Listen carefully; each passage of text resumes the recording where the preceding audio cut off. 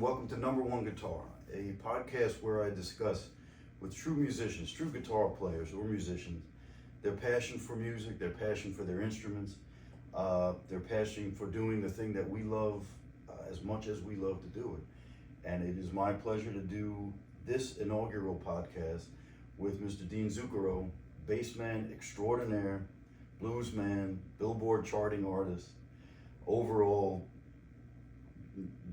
commander of the blues in New Orleans, I would like to say. Dean, thank you very, very much for coming, my friend. Yeah, pleasure to be here, Chris. Thank you for the invitation. So, I appreciate it. So, what am I doing here? What are we doing here? And why did I ask you? Number one, the podcast is set up to discuss with real musicians why they choose. Again, it's Number One Guitar is tentatively what it's called. That might change, but why, and all the different instruments you could use and all the different things you could play, why do you play bass? And more specifically, why do you play this beautiful guitar that has been around the block, has been ridden hard, and obviously has not been put away wet, taken well cared for, but she's been around the block. So to get to the point, why do we choose the guitars that we choose? It's a subject that I find fascinating. Guitars and players and who gravitates to what. Why did Joe Pass play a 175? Why did Kurt Cobain play whatever Kurt Cobain played? That's what I'm going to get to the bottom of and have some fun in the process. Okay. So before we begin, this is your CD, Electric Church for the Spiritually Misguided, a brilliant record on which you use any number of the first call musicians in New Orleans, and blues and jazz and Zydeco and fill in the blanks. You should be proud of this record, man. It's a Billboard charter. It's running fast and hard, and has run fast and hard for the better part of a year. And when you and I are similarly the same age, somebody told us when we were 6 years old or 10 years old that we were going to have a Billboard record. Would I say, come on, that's kind of silly. I would have done that. You obviously knew that you were going to be the master of the universe when you were 6, so you wouldn't have done that. Well, I don't know about that. we had hoped for it.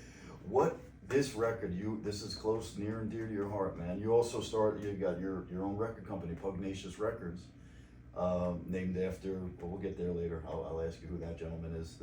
He couldn't make it today. He couldn't make it. Oh, he was old Richie was otherwise. I took him for a walk this morning. He was pooped. He was otherwise engaged.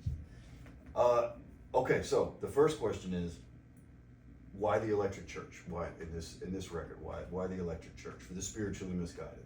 Why the title? The title, yes. I mean, it's a playful title, and it came about one time when I was posting a picture of a show I had done in Europe, and the singer was on his knees, and there was this crazy woman next to him dancing, this Belgian woman. Uh-huh. So when I looked at the picture, it's just what came to mind. I wanted to come up with a caption, and I just thought Electric Church for the Spiritually Misguided, because it just fit the picture. So I posted it, and somebody said, "Hey, that's a great name for an album. Can I use that?" And I said, "Nah, hold on, because I might use this one day." So years later, I just said, "Well, I'm going to do it," and it's befitting to the city of New Orleans. I mean, New Orleans is the Electric Church for the Spiritually Misguided. You got that right. It's a musical city. It attracts all types of characters who are in search of something, and I thought that the title worked well, being a New Orleans citizen, and how music is curative, in a certain sense, and it's a playful term.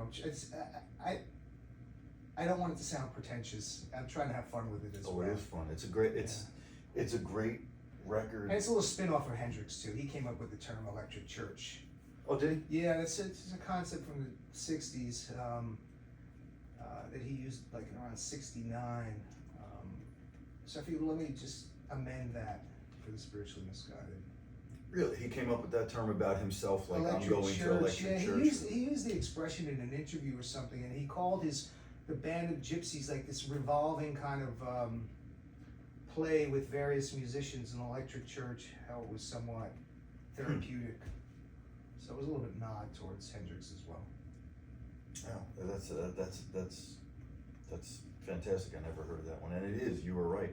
Curative. I mean, certainly not to sidetrack. My story with addiction, alcoholism, et cetera, is not a secret, and I will credit music to being the singular thing.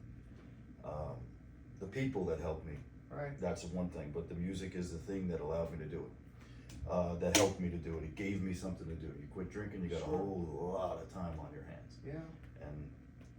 And I try to use it to the best of my ability. But this is you and your podcast, my friend. You seriously are. I've played with a lot of people, and I don't, I'm not blowing smoke when I simply say that you have some of the sharpest, quickest ears that I have ever encountered with music. I don't play Tchaikovsky, but I do play music that is rhythmically pretty complex, the stuff that I write, insofar as it can turn on a dime.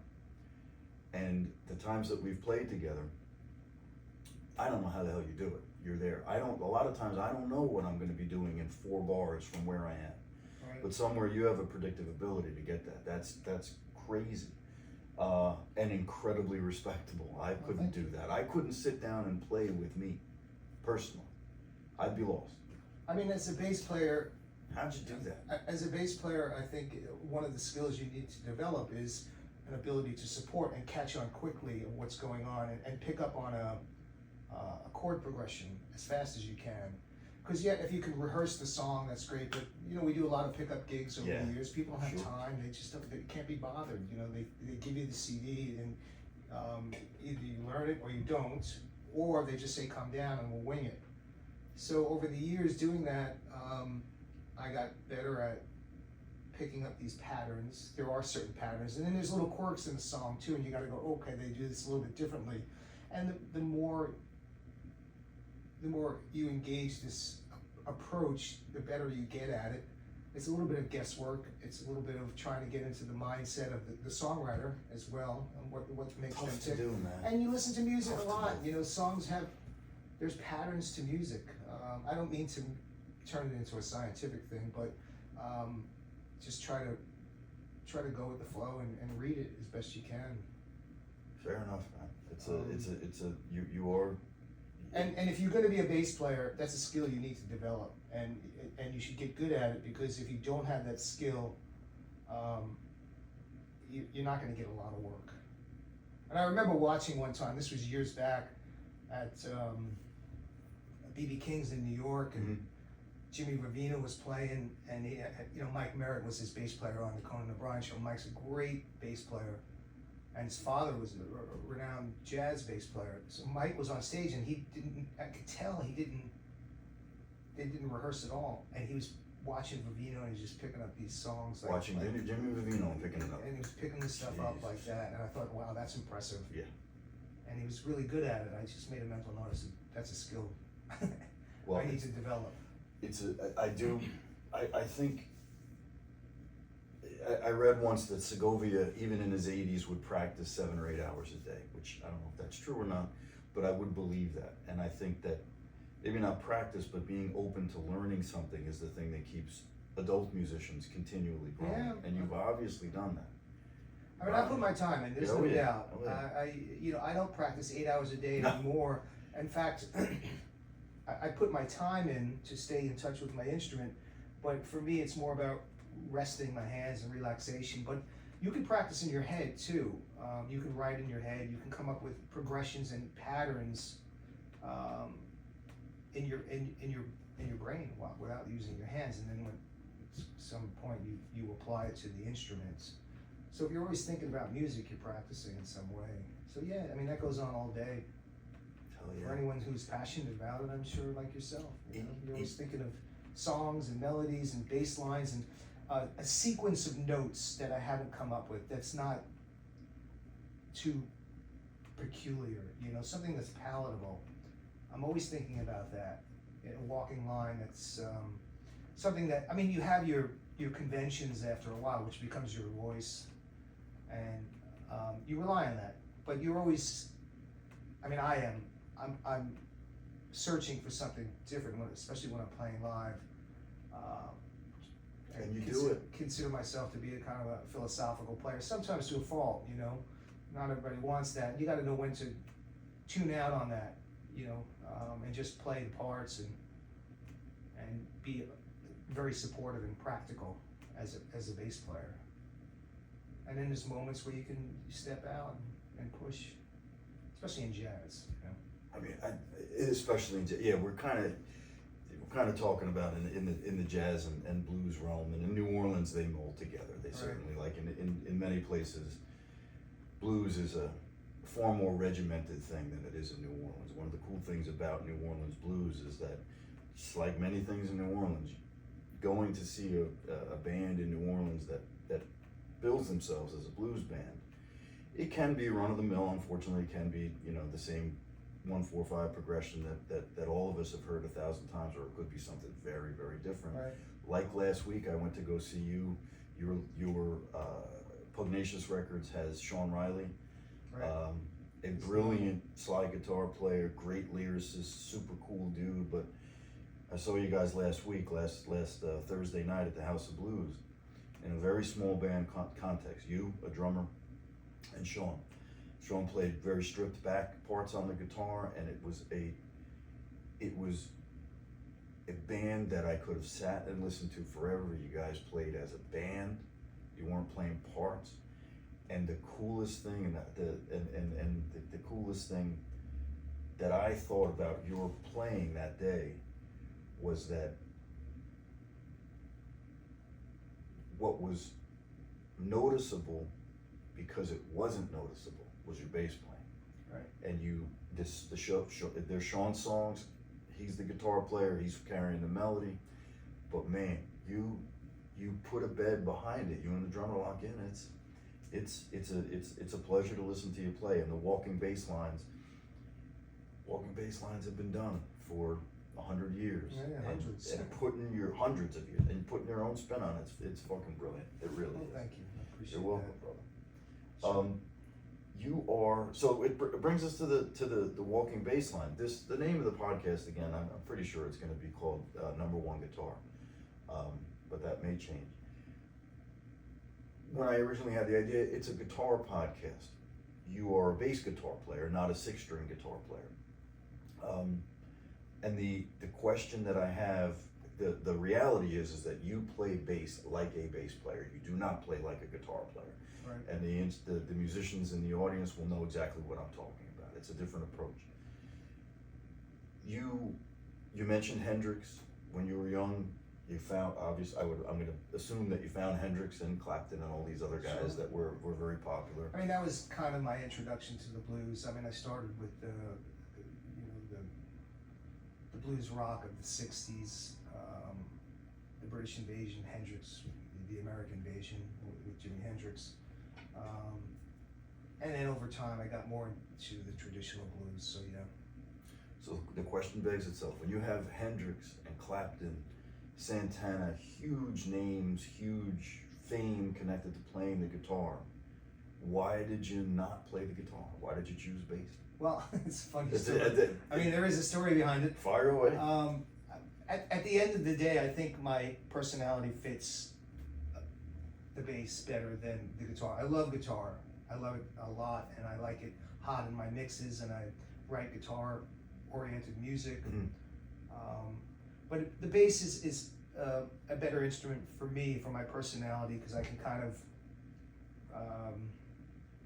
show my convictions from a distance. As somebody put it one time, you can dominate from afar, you know, which I thought was a really interesting way to describe the task of a bass player.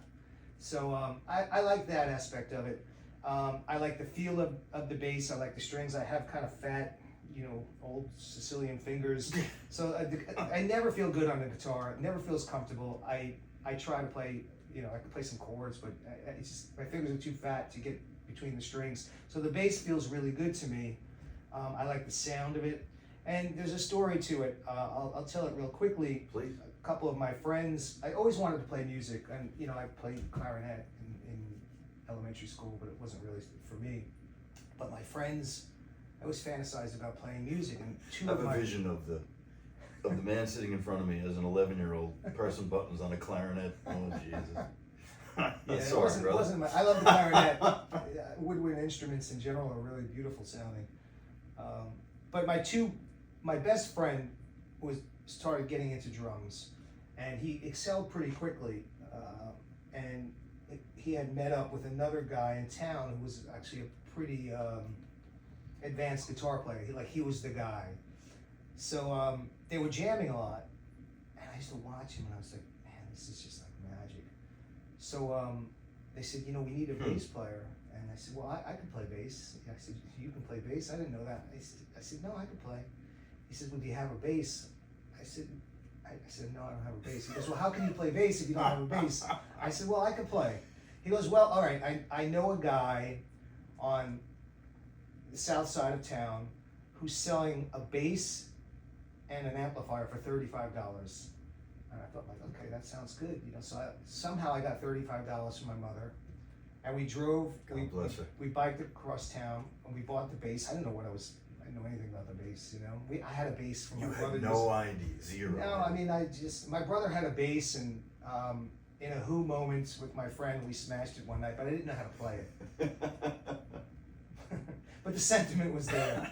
So we brought the bass back, and he's like, all right, so you know any songs? I'm like, no, I don't know any songs. He said, I thought you said you could play bass. He's like, I said, I can do it. So this was 1979. Okay. And so, you know, everybody was into Zeppelin. So he showed me 3 songs. He showed me The Ocean, the riff to that. He showed me Rock and Roll by Led Zeppelin as well. And then he showed me the bass line to My Sharona, because 1979, My Sharona was a #1 hit. So it was a cool song. We all liked it, and we played those songs. You couldn't hear the bass at all because the amp was so terrible. So I just sat in the corner and played it, and then I practiced a lot over the course of the next week where I can actually play those lines. You know, I'm sure not that well, but at least to a point where it made some sense. And I stuck with it, and I just put a lot of time into it. And then I got into other aspects of music. I was really into Rush, like early Rush back in the day, and this other bass player in town who was quite advanced started showing me some songs, Rush songs. That makes a lot of sense. Yeah, the complexity of the Rush music compared to some of the other classic rocks. Yeah. So anyway, it took off from there. I mean, I never looked back. And then at 19, I just I got into an original music band and pursued that for a long time, and then from there got more into blues, and you know, the story continues, which we can talk about at another moment. But that's how I got into the bass, and I love it. It's a great instrument, something I feel comfortable with. Well, I got a couple of questions, the ones that cut to the very purpose of us sitting down together. Obviously, you've had a lot of time on the water with music in a lot of different spots. If I ask you for the person in your life who is your #1 had the most musical impact, maybe it's Jimi Hendrix, maybe it's your kindergarten teacher, I don't know. But can you put it, as a musician or as a bass player or both or either? Or who's the person with the most musical influence in your life? If you can do it to one, maybe you can't. I wouldn't say a person, I would say the Beatles for sure. Okay. Yeah, the Beatles. And, you know, I grew up in the 60s and 70s, and I listened to popular music a lot. Sure. My parents listened to all the music of the 60s, Dionne Warwick, Burt Bacharach, you know, the crooners, Sinatra, the Beatles, the Ventures, all that stuff. And then Elton John in the 70s, you know, Paul McCartney and Wings, a lot of great stuff. So I was exposed to all that, and I was kind of into it all. But, you know, the Beatles are probably my biggest influence in terms of for songwriting, arrangements, concepts, lyrical concepts. It's all encompassing to me. The Beatles. The Beatles to this day. I mean, the Beatles did it all. They Agreed. do it all. Agreed. And to this day, I still tune into them and get ideas, and I'm amazed that they fooled the world. I mean, they turned rock and roll on its upside down. Absolutely. They turned rock and roll upside down. I mean, Elvis wasn't writing songs. Little Richard was writing some songs, but it wasn't that popular. In the 50s, you know, the Motown artists as well, they weren't necessarily songwriters. A couple of them wrote. They were great singers. Somebody wrote the tunes, but the Beatles came around and said, we're going to do it all, you know, and it's fascinating to me. McCartney is, I appreciate McCartney more now than I did back then. I mean, I'm a Lennon fan because I think he's a great lyricist, but McCartney is, and Dylan said, McCartney, he goes, I'm in awe of McCartney, and he said this a long time ago, he can do it all. You know, he can play rhythm, he can play bass, he plays drums, he writes great lyrics, he can write a beautiful ballad, he can write a power rock song, you know, heavy metal. McCartney's great. It's you know? the depth of his ability. The depth of his ability. And a great bass player. And a guy who just said, you know, all right, I'll play bass. I mean, he was a guitar player. He was a good guitar player. He's better than Harrison and Lennon. Really? Oh yeah, McCartney's a really good guitar player. But Sutcliffe left the band, and Lennon and Harrison didn't want to play bass. So McCartney's like, all right, I'll play bass. Because nobody wanted to play bass back then. It was like the fat guy who sat in the back and played domp. But McCartney revolutionized the instruments. I mean, he got a lot of influence from, you know, the rock and rollers and also the Motown. I would say, for a bass player, my biggest influences, if that's the next question, James Jamerson, for the Motown player. I spent a lot of time listening to him over the years, and he influenced, nobody knew who he was in the 60s. He was just the Motown bass player, because there were no credits on the records, you know, for... he played on them all, or a lot of yeah, them. he played on all of them. Bobby Babbitt came around at one point and played some, but Jamerson did everything. He'd just sit in the pit all day and just record hits, you know, the Four One after the Tops, Marvin Gaye, Diana Ross, just, you know, band after band. And he was a genius.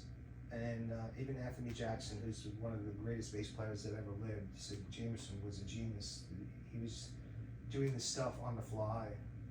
So, as a bass player, and then he inspired a lot of the British players and a lot of the American bass players, Duck Dunn, Chuck Rainey, Jerry Germont. Those are my big influences. We might be jumping the gun here. No, please. This is your show. But those are the guys I love, and of course I grew up in the '70s rock and roll. I love John Entwistle, you know, the audacity of his playing. Geddy Lee. Those guys are amazing players. I got into progressive music at some point. I was into Return to Forever, Stanley Clarke, and all that. I got back towards the blues and all. But the point is that I like a classic sound. I mean, there was a period in my life where I was really into slapping, and I thought it was a cool invention. I thought, well, wow, this is great. Like, all of a sudden the bass is like, you know, in the face of the guitar player. Pretty much, yeah. All of a sudden it became like the lead instrument. So I got into it for a while, and I was quite proficient at it. But at the end of the day, my biggest influences were the 60s guys and early 70s, and they all played Fenders. They all, and that's you John Paul certainly Jones. didn't jump the gun, but you're definitely reading my mind. John Paul Jones. John Paul Jones is a big influence. I mean, I can play. I can be a complete hack of John Paul Jones. I mean, I sat down and dissected a lot of his bass lines. Yeah, I try to, you know, make it my own now at this point in time. But I know it well, and he played, you know, various basses. But his main bass was a '62 Fender Jazz bass, and he had that bass for a long time. So I always lean towards that. It's you know, the classic bass sound. The first bass was the Precision bass. It came out in '51. Went through some modifications. Fender's first electric bass was 1951. Yeah, 1951, okay. The Fender Precision. I think that was the year. It was a little bit differently shaped. It was more considered to be more of the Telecaster bass later on, but and then it evolved. And in 1960, they came up with a bass called the Fender Jazz Bass. I think 59 was the first model they made, but it wasn't released till 60.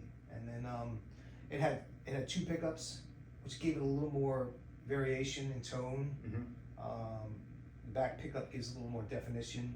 The neck was thinner. You could play a little faster on it. You know, the purpose of the precision bass was to really emulate the upright bass. That should be considered the jazz bass, because that's what they were going for, the upright. Leo Fender had, you know, he had German luthiers in his shop all the time trying to cop that sound, and they did a great job. And that's from a non-bass player, the Fenders are either jazz or precision. So the jazz bass really, from Fender, the guy who created these things, the jazz bass is not the one that he primarily really intended for jazz music. No, I mean, you can play anything. It was for any kind of music, but he was going for, I don't know if the precision bass was meant for jazz, but it was meant to play roots music, but they were going for an upright sound because they were replacing the upright. What happened was people got, the electric bass goes back to the 30s, by the way. This guy invented, I think Bigsby or Bugsby, invented a 3-string electric bass that there were only like 20 of them made. Mm-hmm. And he created them because he was always driving bass players around, and he was tired of them putting their basses in the back of his car. So where he are made they this going to little fit? bass. An acoustic bass is a gigantic thing. We see guys humping those things around here. It's a pain in the ass. Yeah. For sure. So cut to the 50s now, when Fender finally, he gets credit for it, Leo, but he took it to another level. But it became practical to use an electric bass, but you're still going for an upright sound, because people didn't know slapping in the 60s. They didn't know finger funk like, Jocko was doing. Jocko played a Fender jazz bass as well, but he took it to a crazy level. But in the 50s, everybody's playing thumpy bass lines, walking lines, and that sounds great on the precision bass. Some people, you're either from one school or the other, and some guys swear by the precision bass, and I get it. That's what Jamerson played. Jamerson was an upright player who played in the clubs in Detroit, and then Berry Gordy found him one night and said, "Well, I'm starting this. Holy shit! Yeah, I'm starting this record company.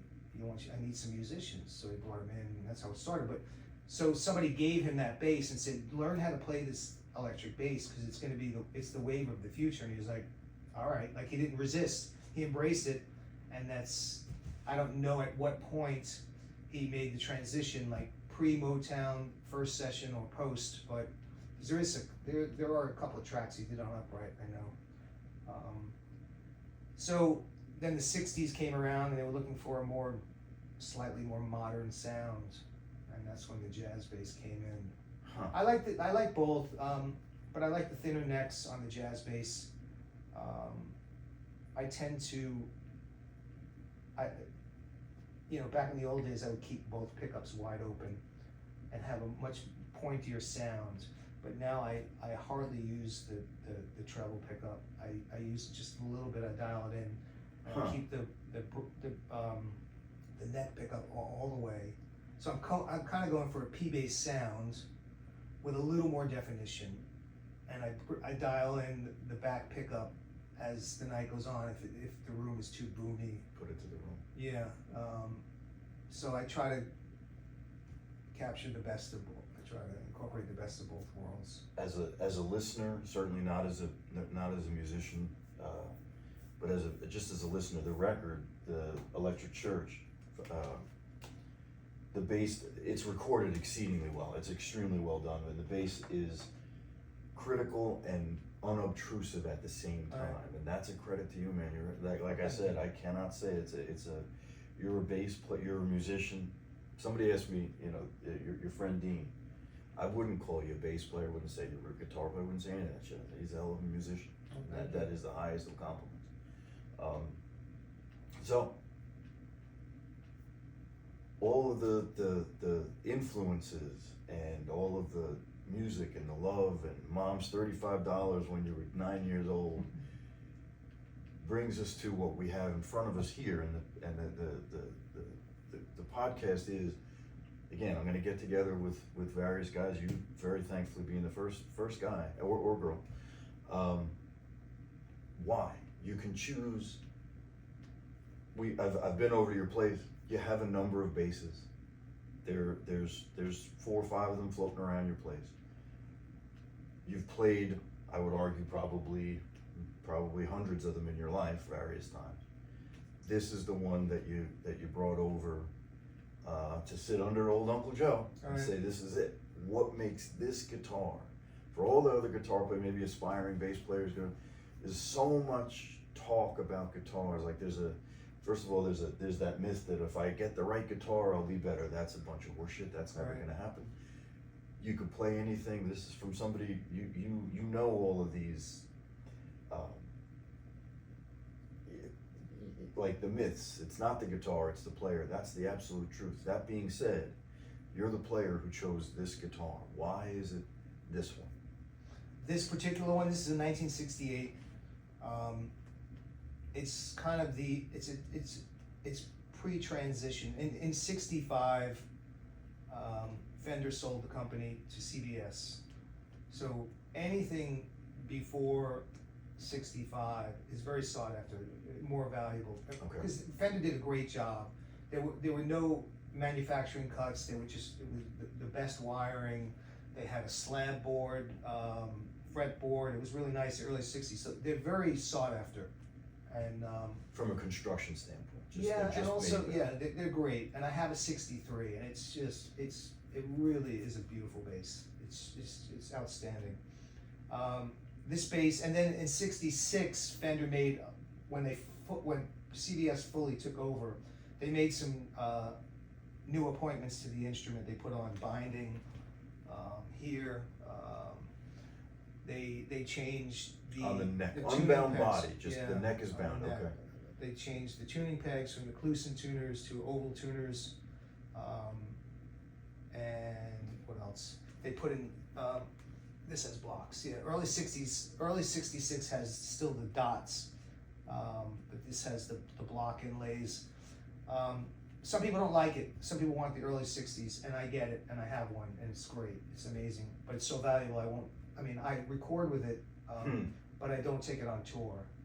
This bass I've played for so many years, and I've gotten so comfortable with it where it starts to become your reality. I mean, that's what it comes down to, that somehow this connects to what you grew up listening to, right? And that inspires you. You're like, oh yeah, this is how they got the sound. This is great, you know?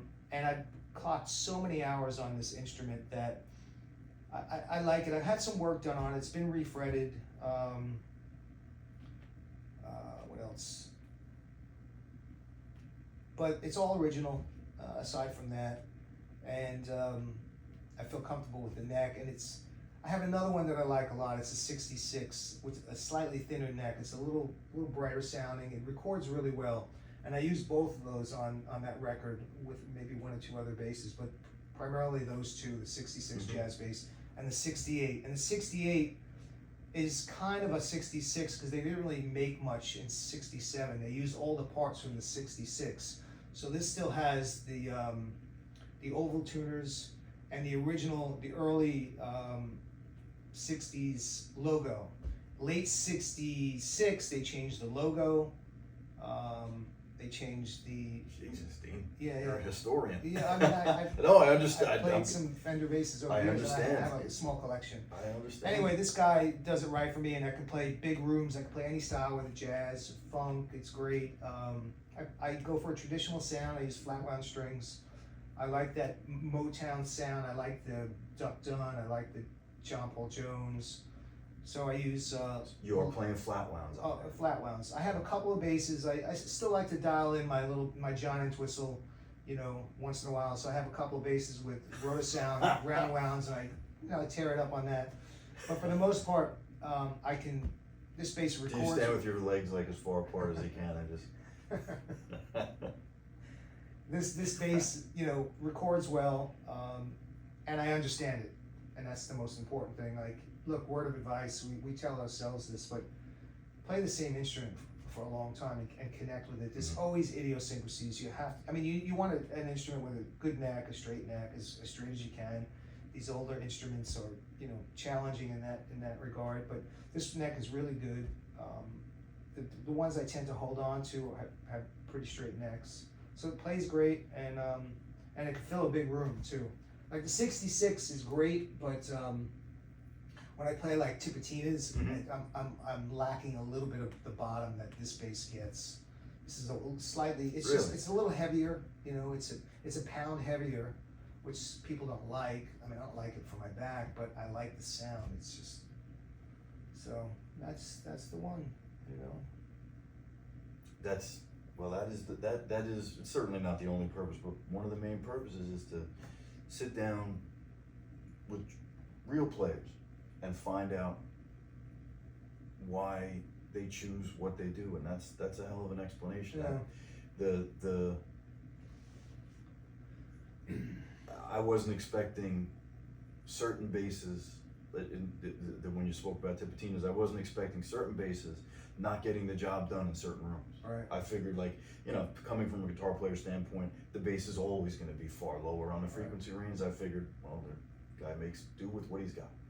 But if you've got the choice, you go in a different direction. They all sound, I mean, I have one bass that I play at Braziola. It's just a hollow body Ibanez, but I have maybe 7 other basses, and they're all Fender basses. So I have like 3 P basses and 4 jazz basses.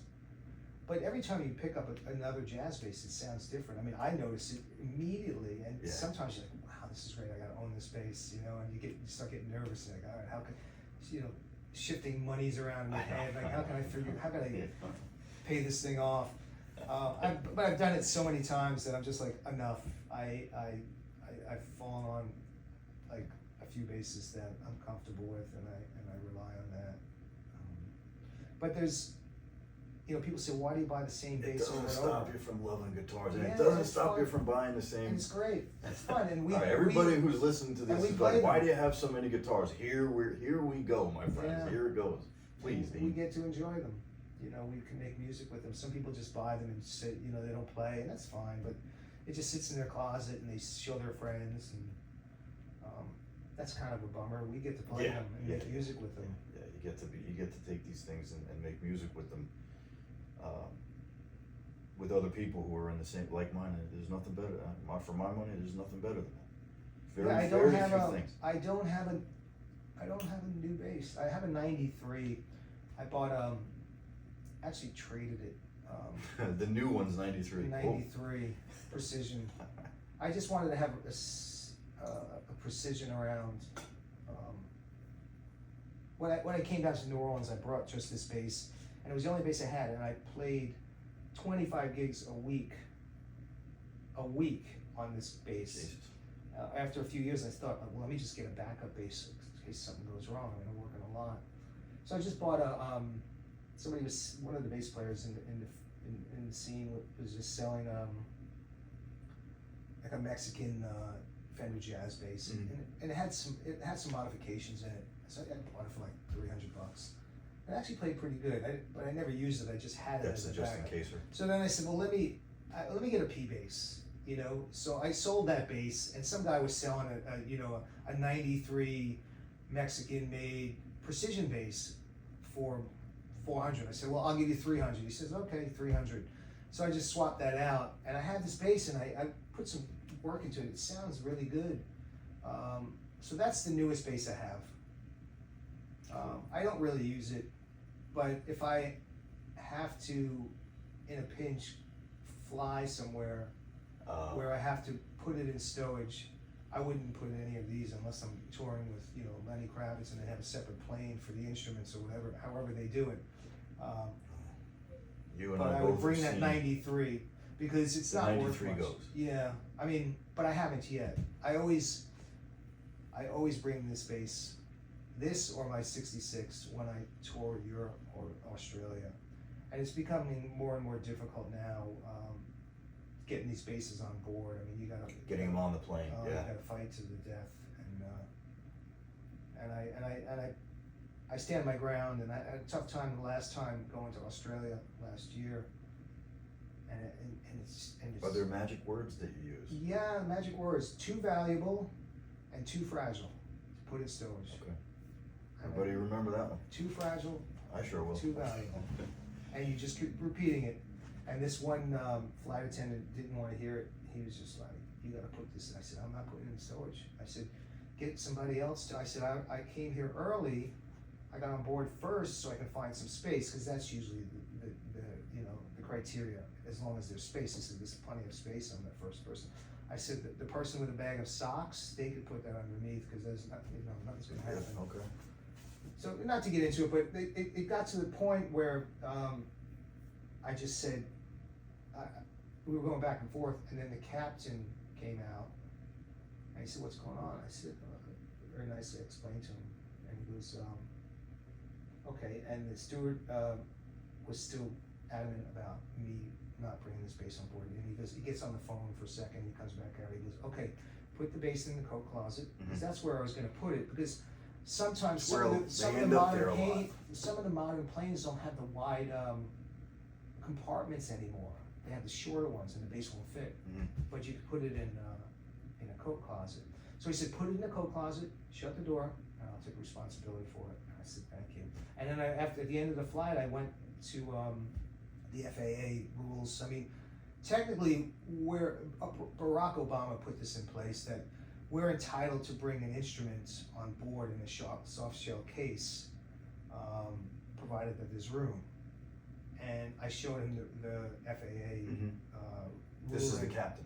This was the steward, Oh, okay. flight attendant. And he said, "Well, no, but things have changed." I said, "All right, whatever." And then, yeah, it was, so it's getting harder and harder to get these basses on board.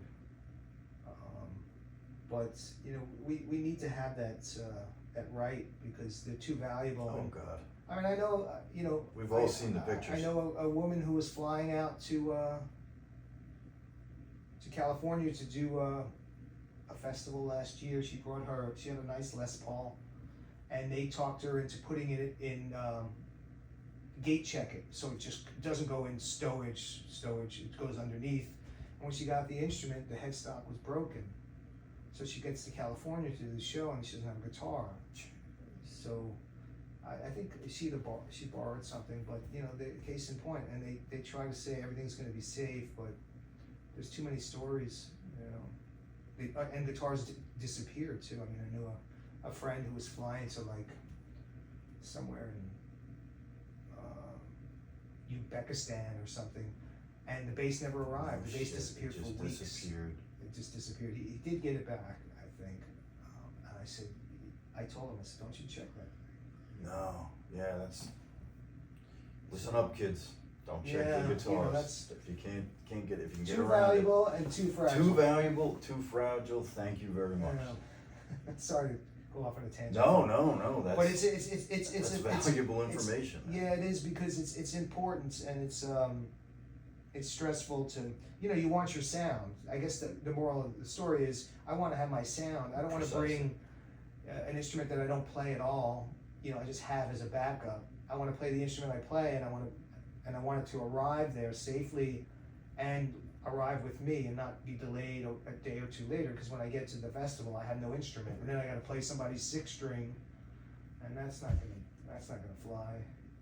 I don't know how to do that. What we're talking about for the non-musicians listening. This is the mystery of the non-musicians and the musicians. For everybody else, it's a guitar. For the musician, it's that special guitar is a thing that you certainly can play something else, but it's the one that you want there. It's the one that you want when the rubber hits the road and you want to put on a good show. Everybody who plays has that one. Whether they're playing punk rock music, blues music, doesn't make a difference. They have that one. Well, Dean, I'm gonna close with, you have a wealth of experience. What's your best piece of advice for a new or intermediate bass player or guitar player when it comes to gear? And again, this is in a certain way about gear, this podcast, Right. and it's about a lot of other things. But what's your advice as an incredibly experienced expert bass player, incredible musician? You had a 13-year-old kid in front of you, or a 25-year-old guy, or a 35-year-old girl picking up the bass. What's your piece of advice? I mean, you're going to go through a period where I mean, I learned a lot by playing a lot of instruments, Mm-hmm. and so I value that experience and that the searching aspect of it, because I wouldn't have found out otherwise. But you know, find an instrument that plays well. Play a Fender, play 4-string. If you're talking to a bass player, start on a 4-string. God bless you. You know, and I never owned a 5-string or a 6-string. I never will. Once in a while, I get stuck on a stage where I'm sitting in and I'm playing somebody's 5-string. I'm so lost. I don't even know where to put my thumb. I'm playing a 4th down, and the B is, I think the B is an E. And so anyway, start on a 4-string and play the bass for a long time, and get comfortable with it and connect with it, because that starts to become your reality. You know, your hands get used to the angles of the instrument, the tones it produces. When you get on another instrument, I mean, you know this, you pick it up for a while and you're like, whoa, and you take it on a gig, and all of a sudden those frequencies that you're used to hearing or getting a response, the response you're getting from your fingers is different, and you're on stage. It's shocking. It throws the performance. So, and I tell myself this all the time: just stick with the bass. And you know, once in a while, I'm like, well, let me take this bass to the studio, and now I have the voice in my head. Don't you dare take that bass! 'Cause when you get to the studio, you're gonna be so unhappy that you're playing something you're not totally comfortable with. So go with your main instrument. You know, look, all the great bass players. You know, they had one bass they played. You know, John Paul Jones played his bass. McCartney had that Hofner. He played it. He had 2 of them. He played that all the time. I think he still has 1. Jocko had, you know, a couple basses, but he had that 61 that he played. Jerry Ahmad had like a, you know, he's playing a jazz bass now. Jocko had 1. Is that? Jocko had a couple of basses over the years. He would sell them. I mean, you know, there's Right. Jocko stories. But his main one was like a 61 or 62 that he took the pickguard off. But and Jerry Ahmad had like a 68 or 69 that he used a lot on a lot of the records. You know, Stevie Ray Vaughan, like, have you seen him too many times without that Strat? No, that's a 1 guitar. Yeah, That's the go-to. If I'm not mistaken, and I'm certainly not stealing from Stevie Ray Vaughan, but I believe that was called his number 1. This podcast is called Number 1 Guitar. There you go. So thanks, Stevie. We brought it full Appreciate the circle. crib notes, brother.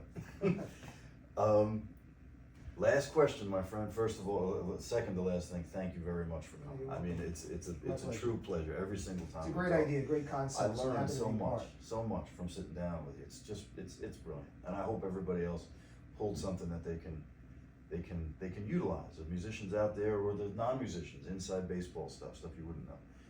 Last question: does this thing have a name that I'm sitting next to? It doesn't. It does not have a name. Okay. I never gave it a name, Fair enough. but maybe I should. Might be a No. little late in the game for that one, brother. Late in the game. It's my 68. It's your It's 68. the 68. That's it. That's the name. Cool. All right, we're gonna first of all thank you very much to Mr. Dean Zucchero, Electric Church for the Spiritually Misguided, available everywhere. He's available. Well, he's not available. He'll be playing everywhere. Check him out. Instagram. What's the best way on Instagram? What's the Instagram? Dean Zucchero? Yeah, Dean Zucchero, or you know, most social media. I'm on. I don't have a TikTok account, but I have, you know, Facebook. I have Instagram's good. Everybody's leaning towards that. Twitter. I have a Twitter account, not on my So website. Instagram's best, and that's Instagram is good. ZUCCHERO. ZUCC Hero. Yeah. Thanks, brother. All I right, thank you. appreciate the time, Right on. and off we go. All right. Thanks, guys. Take care. See you next time.